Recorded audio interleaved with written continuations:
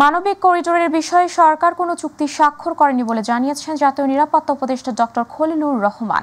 সকালে Bangladesh university of professionals আয়োজিত সেমিনারে এই কথা জানান তিনি।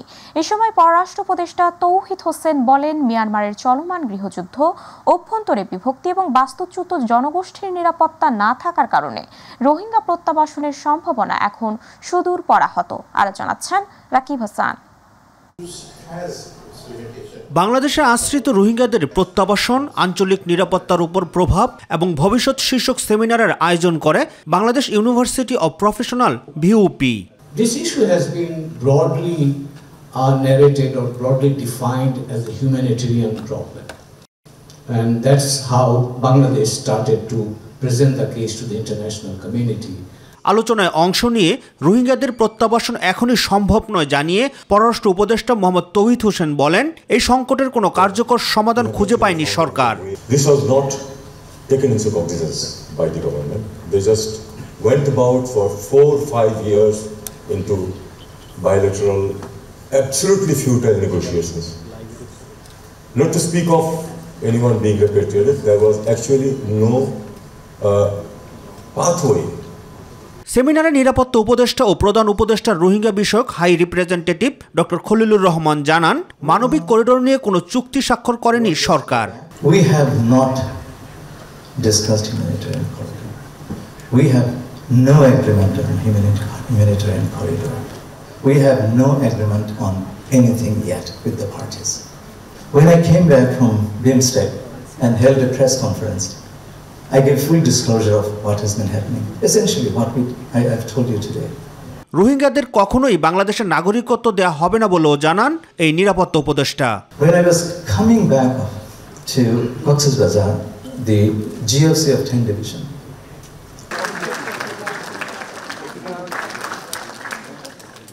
রাকিব হাসান, মাইটিভি, ঢাকা।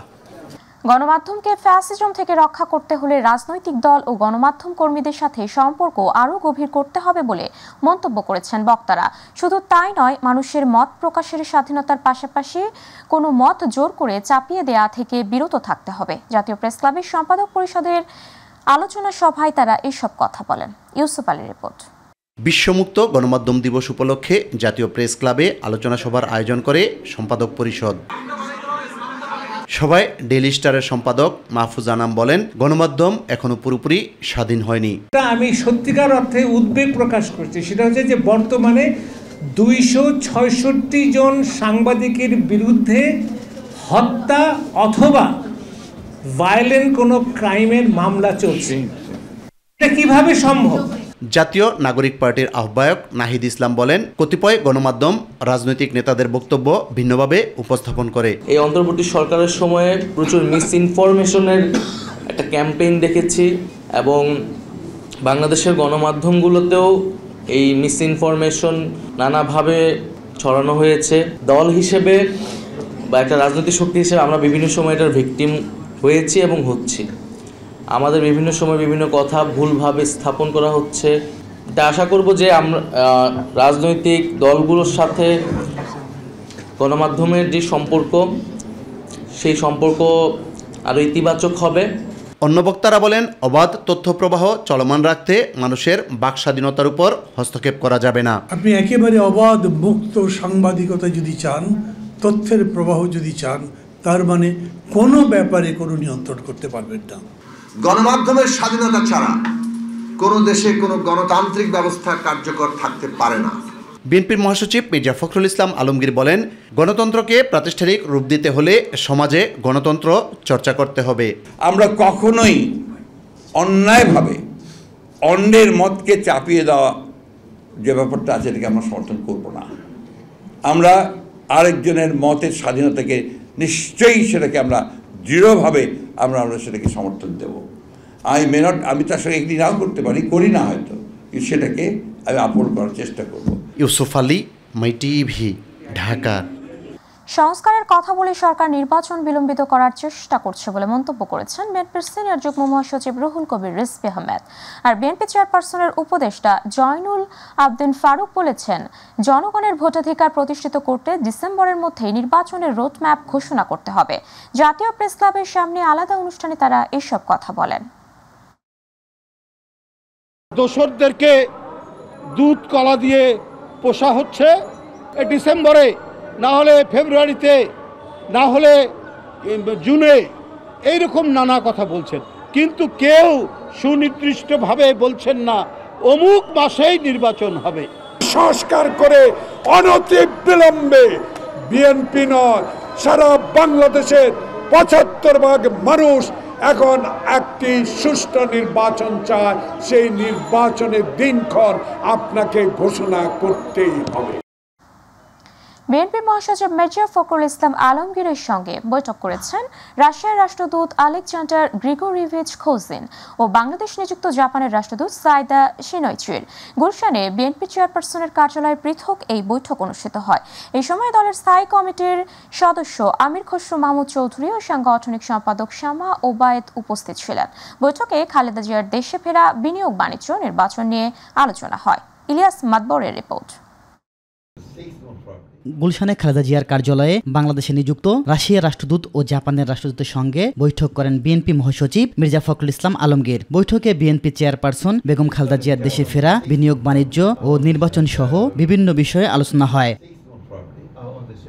বেলা 11টায় বাংলাদেশে নিযুক্ত রাশিয়ার রাষ্ট্রদূতের সঙ্গে বৈঠক অনুষ্ঠিত হয়। বৈঠক শেষে সাংবাদিকদের সঙ্গে কথা বলেন বিএনপির স্থায়ী কমিটির সদস্য আমির খসরু মাহমুদ চৌধুরী। বলেন, দক্ষিণ এশিয়ায় রাজনৈতিক স্থিতিশীলতা চায় রাশিয়া। কেউ চায় না যে এটা ভৌগোলিক একটা আমাদের জিও স্ট্র্যাটেজিক যে বিষয়টা আছে এটা যাতে স্টেবিলিটিটা যাতে অব্যাহত থাকে, এটা সকলের ইন্টারেস্টে সকলে চায় না, তারা সবাই স্টেবিলিটি চাচ্ছে।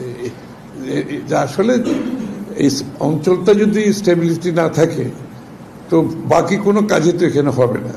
বাংলাদেশ শুধু ইনসিকিউর তো নিরাপত্তাহীনতায় ভুগবে না, পুরো অঞ্চলের মধ্যে একটা নিরাপত্তাহীনতা আসবে, এটা তো দ্বারা কেউ লাভবান হবে না।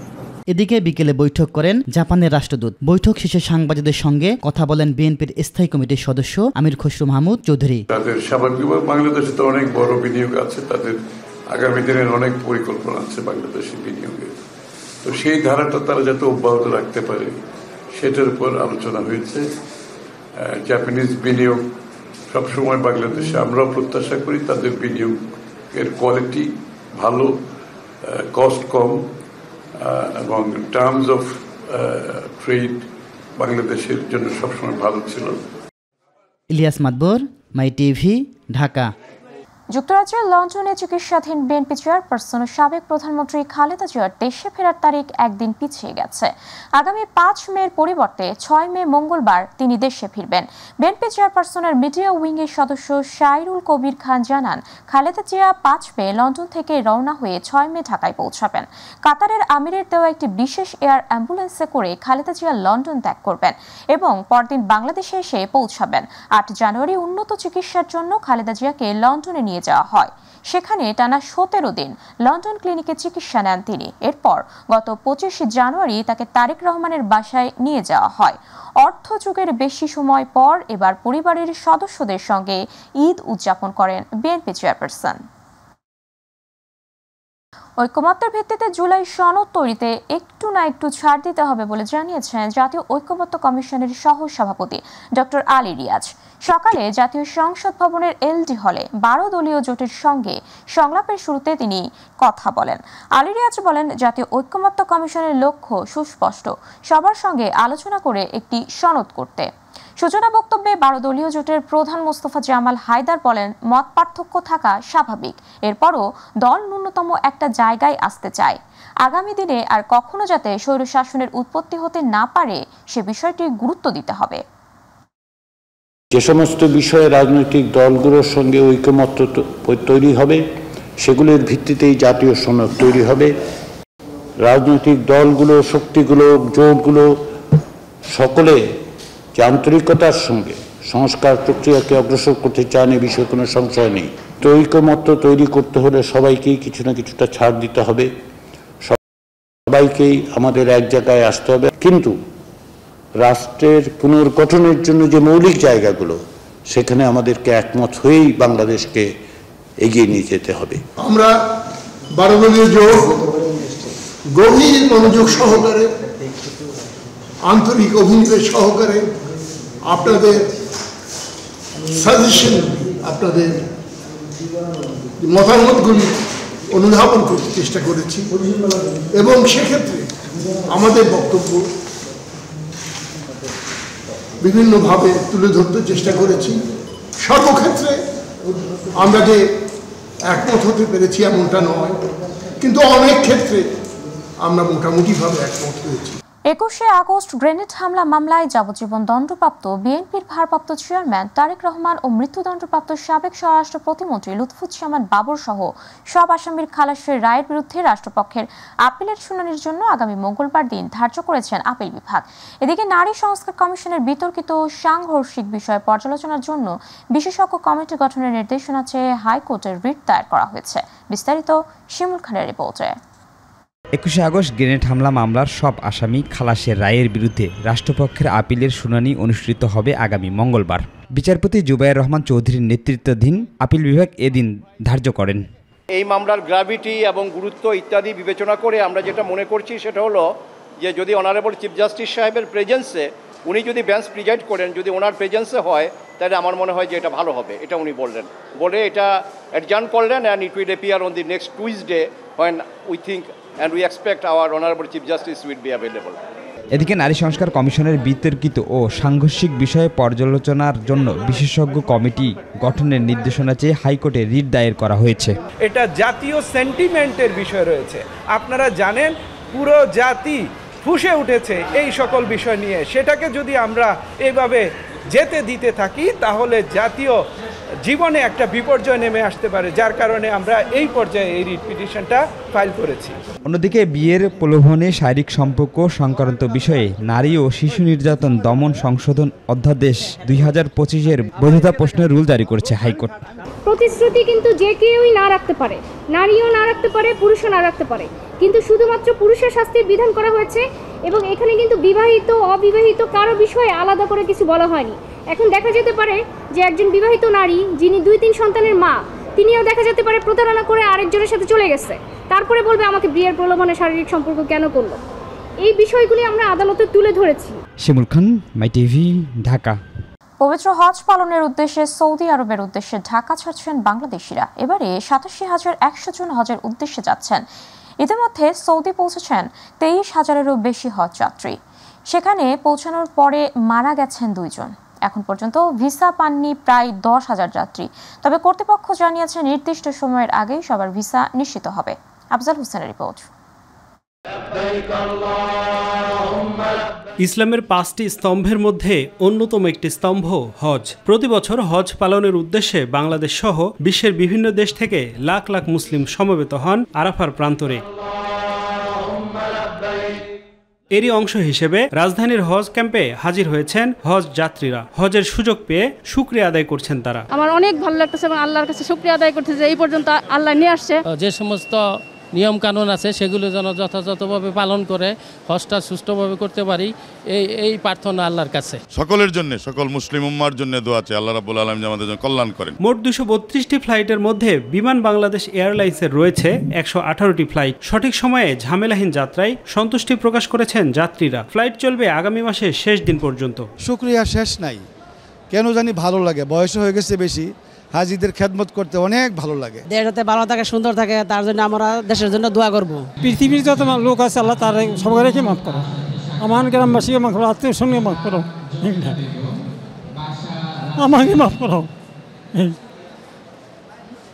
তবে সঠিক সময়ে ভিসা না পাওয়ার অভিযোগ উঠেছে। রবিবার পর্যন্ত প্রায় 10,000 যাত্রী ভিসা পাননি। যদিও কর্তৃপক্ষ জানিয়েছে আগামী কয়েকদিনের মধ্যে সমস্যার সমাধান হয়ে যাবে। কিছু আবেদন যেটা এখনো পেন্ডিং আছে, আমরা গতকালকে মন্ত্রণালয়ে কিন্তু সকল লিড এজেন্সির সঙ্গে রাত্রে সভা করেছে এবং তাদেরকে নির্দেশনা দেওয়া হয়েছে আজকের মধ্যে নতুন সকল আবেদন লজমেন্ট করা হয়।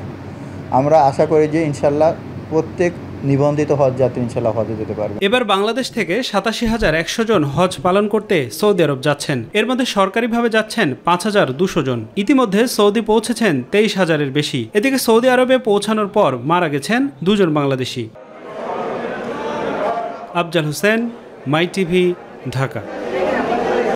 এলজিইডি উপদেষ্টার সাবেক এপিএস মোয়াজ্জেম হোসেন ও স্বাস্থ্য উপদেষ্টার পিউ তুহিন ফারাবি এবং সাবেক সমন্বয়ক এবিএম সালাউদ্দিন আহমেদ তানভীরের বিরুদ্ধে অনুসন্ধানে নেমেছে দুর্নীতি দমন কমিশন।